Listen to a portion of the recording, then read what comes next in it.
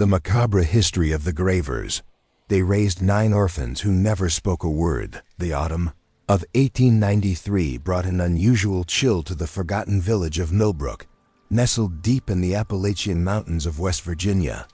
It was a place where time seemed to move differently, where the mist clung to the valleys like secrets refusing to be told.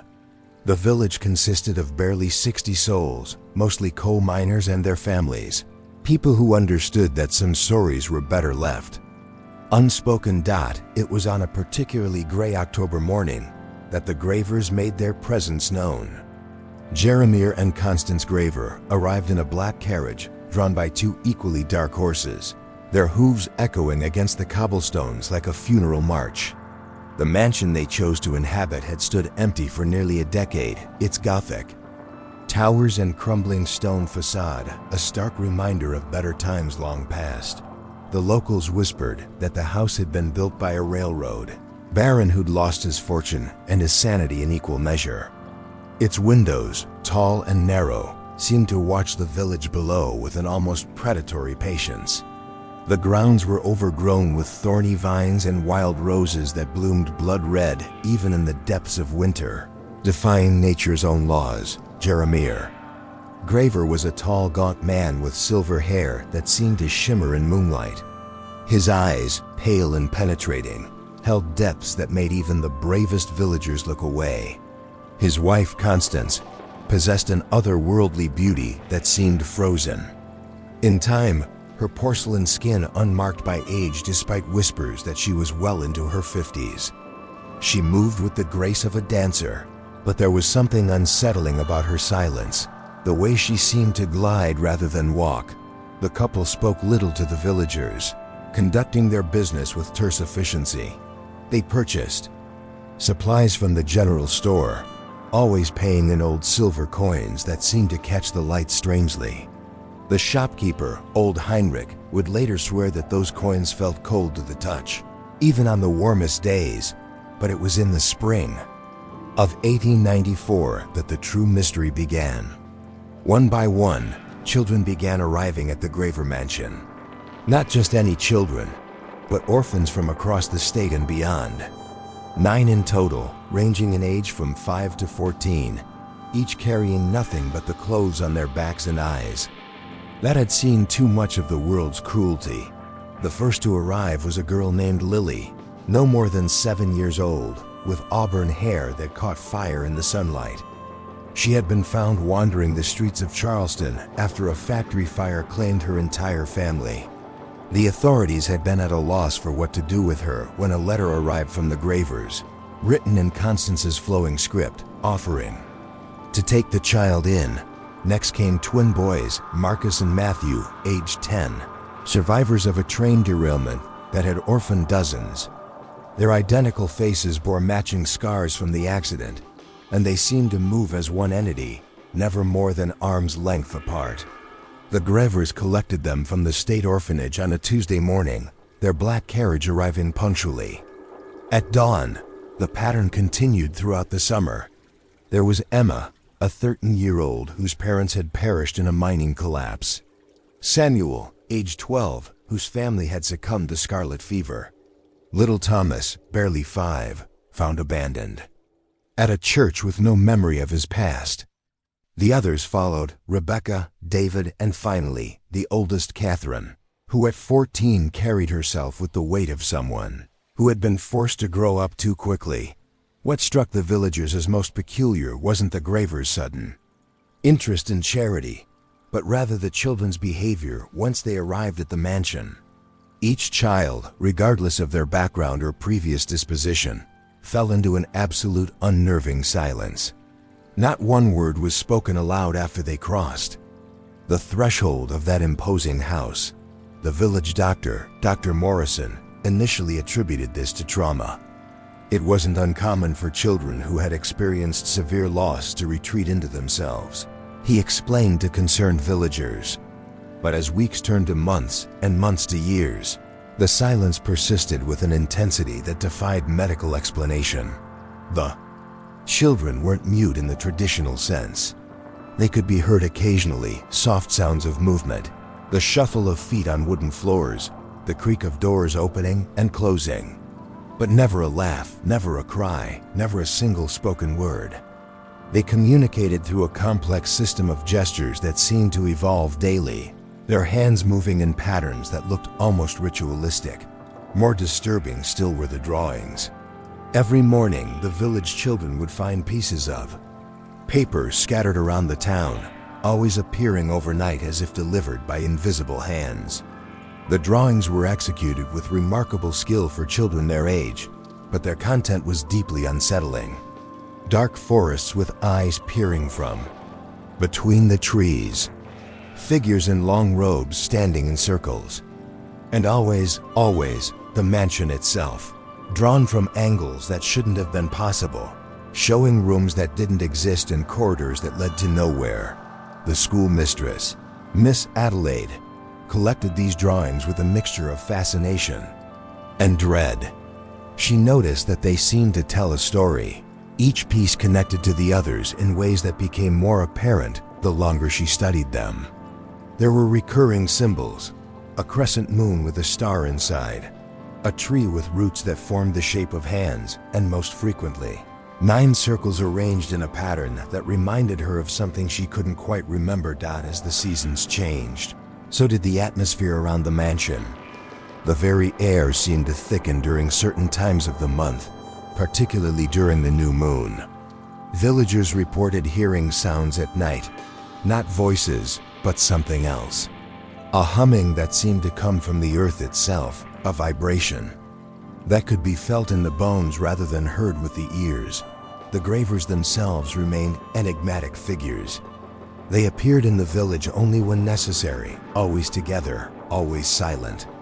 Jeremiah would nod politely to the men, while Constance would offer the slightest of smiles to the women, but neither ever engaged in conversation beyond the bare minimum required for their transactions. Mrs. Henley, the baker's wife, once attempted to inquire about the children's well-being, driven by motherly concern. Constance had looked at her with those unnaturally bright eyes and simply said, "They are learning." The words were spoken with such finality that Mrs. Henley found herself unable to ask anything further, though she couldn't shake the feeling that she had just heard something deeply important. The children were occasionally seen in the mansion's overgrown gardens, always in groups, never alone. They tended to plants that seemed to grow with unnatural vigor, flowers that bloomed in impossible colors, vegetables that grew larger than nature typically allowed. The gardener from the neighboring farm swore he once saw young Thomas speaking to a rosebush, though when pressed for details, he would only say that it wasn't speaking in any language he recognized. As autumn approached once again, marking a full year since the Gravers' arrival, the villagers began to notice changes in their own children. Those who had been most curious about the mansion children began exhibiting strange behaviors. They would draw similar symbols to those found in the mysterious papers.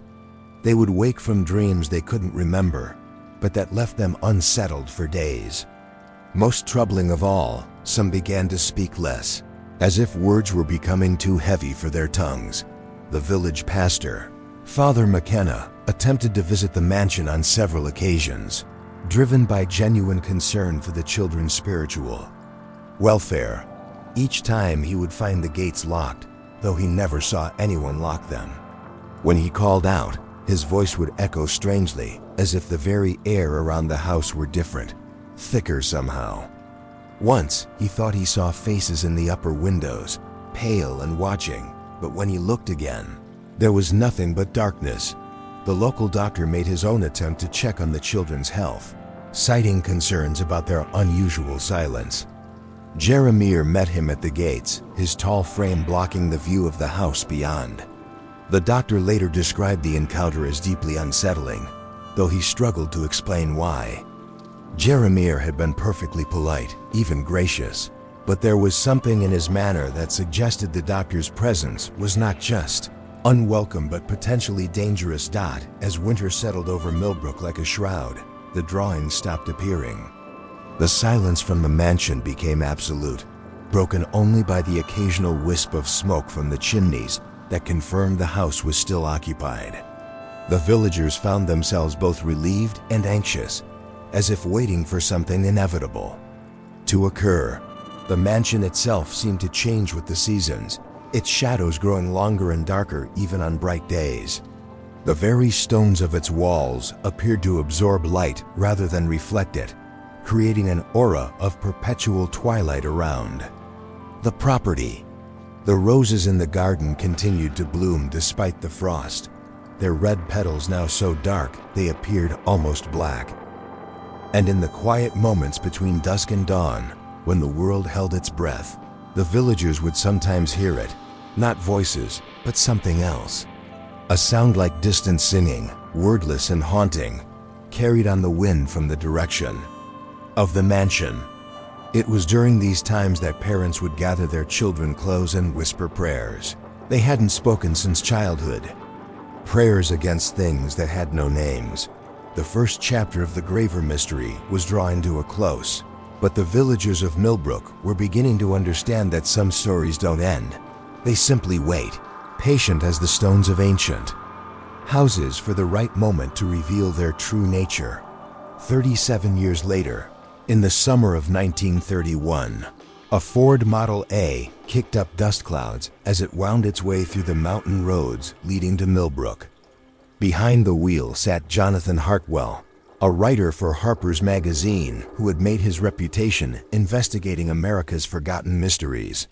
His latest assignment had brought him to this remote village, following rumors of a story that had captivated readers of regional newspapers for decades. Hartwell had first heard whispers of the Graver mansion during a dinner party in New York, where an elderly woman claimed her grandmother had fled Millbrook in 1895, speaking of children who had forgotten how to speak and adults who remembered too much. The story had lodged itself in Hartwell's mind like a splinter, growing more painful with each passing day until he could no longer ignore it. The village of Millbrook had changed little since 1893. The same narrow streets, the same weathered buildings, the same sense of time moving at its own pace. But there was something else now, something that hadn't been there before, a quality of watchfulness, as if the very buildings were holding their breath. Hartwell's first stop was the local inn, a modest establishment run by a woman named Mrs. Patterson, whose mother had been one of the original villagers during the Graver years. Mrs. Patterson was a woman of few words, but her eyes held depths that suggested she knew more than she was willing to share. When Hartwell mentioned his reason for visiting, she simply nodded and showed him to a room on the second floor, with windows that faced away from the mansion. The writer's initial interviews with the older villagers yielded fragments of memory, pieces of a puzzle that seemed to shift and change depending on who was telling the story. Old Heinrich's son, now running the general store, remembered the strange silver coins his father had described, though he claimed they had all disappeared one winter morning, leaving only empty spaces in the cash drawer. The coins had simply vanished, leaving behind the faint scent of roses and something else, something that reminded him of deep, dark earth. Dr. Morrison had passed away years earlier, but his medical journals remained in his son's possession. The younger Dr. Morrison allowed Hartwell to review them, revealing entries that became increasingly erratic as the years progressed. The doctor had become obsessed with the silence of the Graver children, proposing theories that ranged from collective trauma to what he termed voluntary mutism for purposes unknown. His final entry, dated December 1894, consisted of a single repeated phrase: "They are learning. They are learning. They are learning." The schoolmistress, Miss Adelaide, had never married and still lived in the same small house behind the school. Now in her 70s, she had kept every single drawing that had appeared during those mysterious months. Hartwell spent hours studying them, arranging and rearranging them on her dining room table, searching for patterns that seemed to dance just beyond his comprehension. The drawings told a story, though not in any conventional sense. They showed the progression of seasons, the growth of strange plants, and the gradual transformation of the mansion itself. In the earliest drawings, the house appeared normal, if imposing. But as the collection progressed, the building seemed to acquire new dimensions, impossible angles, and rooms that existed in spaces that shouldn't have been able to contain them. Most disturbing were the later drawings, which showed the children themselves. As the months had passed, their depictions had become less human and more something else. Their eyes grew larger, their limbs longer, their faces more angular. By the final drawings, they appeared to be transforming into something that belonged neither to the world of the living nor the realm of the dead. Miss Adelaide spoke in whispers when she described those final months before the drawings stopped appearing. She claimed that the children had been learning, yes, but not language as humans understood it. They had been learning to communicate with something else, something that existed in the spaces between words, in the silence that fills the world. When all human voices fall still, the old woman led Hartwell to her attic, where she kept her most treasured possessions. There, in a locked wooden box, she had preserved the final drawing that had appeared. It showed the mansion on a night when the moon was dark, surrounded by 9 figures standing in a perfect circle. But these figures cast no shadows, and where their faces should have been, there was only darkness shot through with points of light that looked disturbingly like distant stars. Father McKenna's successor, Father O'Brien, had inherited more than just the parish. He had also inherited his predecessor's detailed journals, which chronicled growing concern about the spiritual welfare of the village. The entries revealed that Father McKenna had believed something was fundamentally wrong with the Graver household.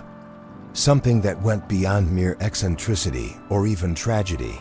The priest had documented strange phenomena throughout the village during those years. Animals refusing to cross certain paths, wells that suddenly ran dry, and most troubling of all, the gradual change in the village children's behavior. Those who had been most curious about the mansion children had slowly begun to exhibit their own unusual traits. They would draw similar symbols, speak in whispers, and sometimes be found standing in perfect circles in the middle of the night, staring up at the mansion on the hill. But it was in the church records that Hartwell found the most disturbing information. Father McKenna had performed 9 funeral services in the winter of 1894, though no bodies had ever been found. The services had been for the 9 orphans, whom the priest claimed had returned to the silence from which they came. The dates of these services corresponded exactly with the nights when the mysterious drawings had stopped appearing. Hartwell's investigation led him inevitably to the mansion itself. The building stood exactly as it had 37 years earlier, its Gothic towers and crumbling facade unchanged by time or weather. The roses in the garden still bloomed their impossible red, and the very air around the property still felt thick and strange. The writer approached the mansion on a gray afternoon when the mist hung low in the valleys, creating an atmosphere that seemed to muffle even his footsteps. The gates, which had been locked for decades, stood open as if expecting his arrival. As he walked up the winding path, he noticed that his shadow seemed to lag behind him, as if reluctant to follow where he was going. The mansion's interior was a masterpiece of decay and preservation. Dust motes danced in shafts of light that filtered through stained glass windows, creating patterns that seemed to shift and change when observed directly. The furniture remained covered in white sheets, like shrouds waiting for resurrection. But it was the silence that struck him most forcefully, not the absence of sound, but the presence of something deeper, more profound. In the library, Hartwell found Constance Graver's journals. The woman had documented her time in Millbrook with meticulous care, though her handwriting became increasingly erratic as the entries progressed. The early entries spoke of her and Jeremy's desire to help unfortunate children, to give them a home where they could heal from their traumas. But as the months passed, the true nature of their mission became clear. The Gravers had not come to Millbrook to help the children. They had come to prepare them. The orphans had been chosen specifically for their lack of family ties, their absence of anyone who would come looking for them. They had been selected for their capacity to learn, to adapt, to become something other than what they had been born to be. The journals revealed that the children's silence had been voluntary, a necessary step in their preparation for what Constance called the Great Transition. They had been taught to communicate without words, to think without language, to exist without the limitations that human consciousness imposed upon the spirit. The final entry in Constance's journal was dated December 21, 1894, the winter solstice. It consisted of a single paragraph. Tonight, the children will take their final lesson. They have learned to speak without words, to see without eyes, to exist without form. They are ready to join the eternal silence that sings between the stars. Jeremiah and I will follow them soon, when our work in this place is complete. But the children had not disappeared, not entirely. In the mansion's upper rooms, Hartwell found evidence of their continued presence. The walls were covered with symbols carved directly into the wood, patterns that seemed to writhe and shift in the lamplight. The floorboards bore the marks of countless footsteps, worn into grooves that formed complex geometric patterns. And in the highest tower of the mansion, Hartwell discovered the truth that had been hidden for 37 years. The room was circular, with 9 small alcoves built into the walls. In each alcove stood a figure, perfectly preserved, neither alive nor dead, but something in between. The 9 orphans had not died, they had been transformed, their human forms becoming vessels for something far older and more patient than human consciousness. Their eyes, when they turned to regard the intruder, held the depth of centuries. They no longer needed to speak because they had learned to exist in the spaces between words, in the silence that connects all things. They had become guardians of a knowledge that predated human civilization, keepers of secrets that could not be safely shared with the world of the living. Hartwell understood then why the villagers had spoken in whispers, why the drawings had stopped appearing, why the very air around the mansion felt different.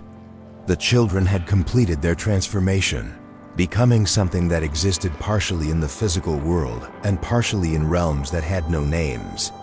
They were the reason the roses bloomed in winter, the reason shadows seemed to move independently of their sources, the reason that some silences were deeper than others. The writer fled the mansion as night fell, his mind reeling with the implications of what he had discovered. But as he reached the gates, he turned back one final time. In the highest window of the tower, 9 figures stood silhouetted against the darkness, their forms barely recognizable as having once been human.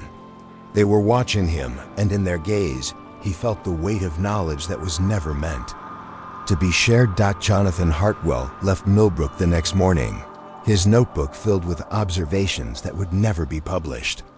Some stories, he realized, were not meant to be told.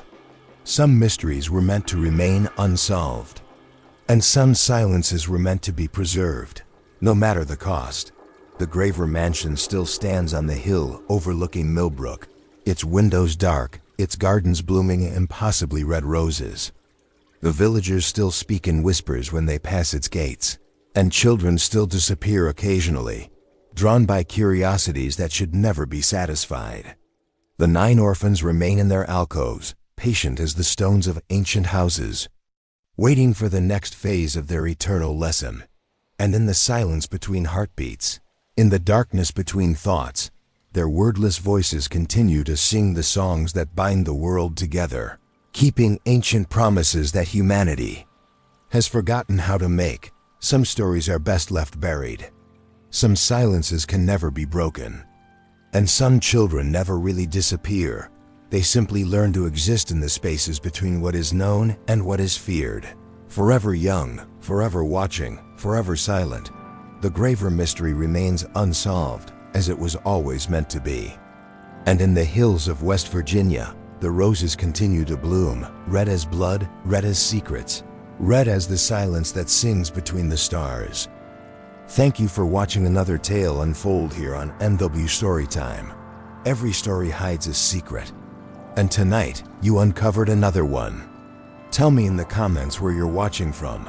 I'd love to know how far these stories travel. If you enjoyed this mystery, don't forget to like, share, and subscribe. It helps us keep the secrets alive. Until next time, stay curious,